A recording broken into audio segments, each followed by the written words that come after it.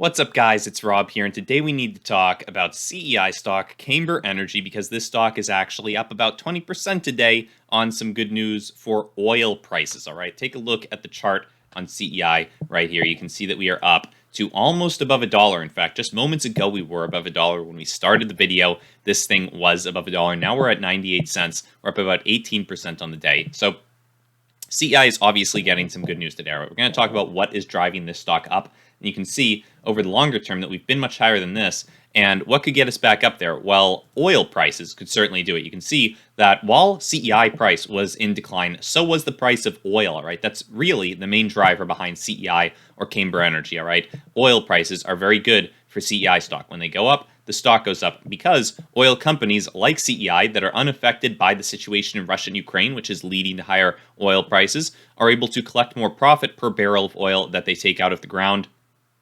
And it's just a really good situation for them when oil prices go up, right? That's what we're looking at. That's why CEI is moving up in price. And what is driving oil prices today, all right? What are people worried about that is causing oil to be up 5.5% on the day, up to back above $110 per barrel? Now, this is actually pretty significant considering that just a couple of days ago, about 5 days ago, we were down below $95 per barrel. So over the past 5 days, oil has gone up $15 per barrel, a massive increase, and we're potentially going higher, right? We could go higher based on what we're hearing from Russia and Ukraine. So oil prices jump again on Russia and Ukraine fears, and the International Energy Agency calls for a cut in energy usage. So oil prices jumped higher as Russia-Ukraine talks appear to yield no sign of progress, and markets continue to fret over the tight supply now. Supply is particularly tight in Europe, and basically the whole European Union relies on Russia for their oil, all right? About 40% of the oil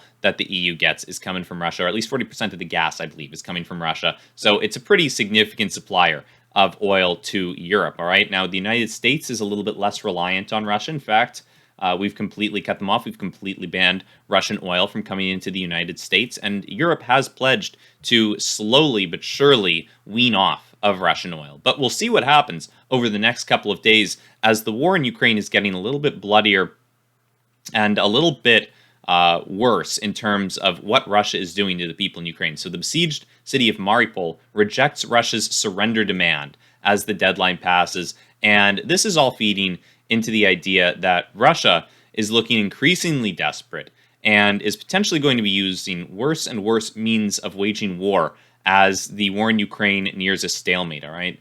Putin and Russia are probably going to be getting a little bit more desperate and could be using some worse means of war. Okay, this is coming from Kurt Volker, a former U.S. ambassador to NATO, and the reason that it matters that Russia is doing worse and worse things in Ukraine is because potentially some purchasers of Russian oil, like Europe, are going to have to look at the situation if Russia starts doing really bad stuff and potentially start getting off of Russian oil altogether, right? If they end up seeing Russia do some of these things that we're about to talk about. So this is coming from Kurt Volker. He says, I don't think Russia can win. They're bogged down. They're having trouble with supplies. They're having trouble with ammunition. They're not able to take the major cities. They're not advancing. They're showing a lot of desperate measures like calling in Syrians or asking the Chinese for help or threatening to attack the NATO countries' weapons supplies to Ukraine and raising the specter. Okay, this is the important part. And raising the specter of biological or chemical or nuclear use.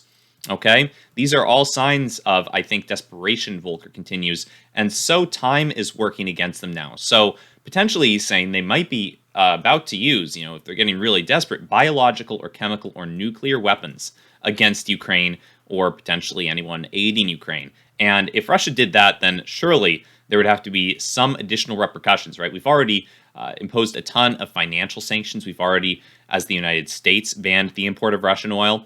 And in Europe, they would probably want to take some further actions against Russia as well. Now, it would be very difficult for them to fully get off of Russian oil, for them to fully break the use of it without having detrimental effects in Europe. But if they did have to do it, and they did end up banning Russian oil, you would probably see oil prices going a whole lot higher, right? That's the expectation that I have if that ends up happening. Now, hopefully Russia doesn't end up doing anything like this. Hopefully they don't use biological, chemical, or nuclear weapons.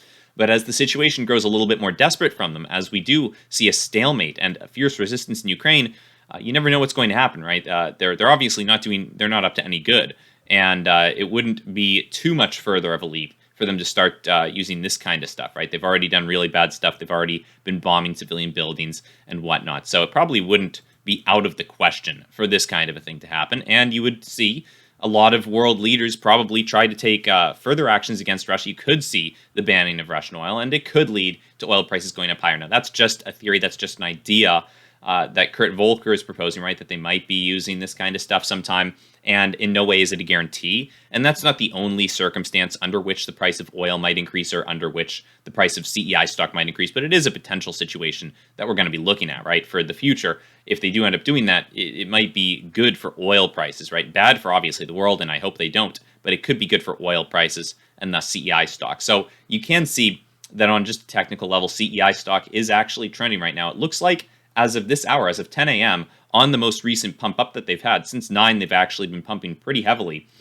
From 9 to 10, they've been doing pretty darn well. It's looking like, on Google Trends at least, we're expecting them to rank at 100. A bunch of new people are looking into this stock. A lot of new people are looking into potentially getting into CEI that hasn't fully manifested itself on StockTwits, right? It's not actually one of the top ranking stocks on StockTwits. There are other stocks that are trending far above it. We'll see if that develops further over the week. Maybe they will get back up on the StockTwits list, especially if they got back above $1 and held firmly above $1. That could certainly help get them back up there, get them some more attention. You know, the top 10 stocks on this list do tend to get a little bit more attention because they're on this list and people like to check these stocks out. It does help to drive some additional volume to the stocks up here.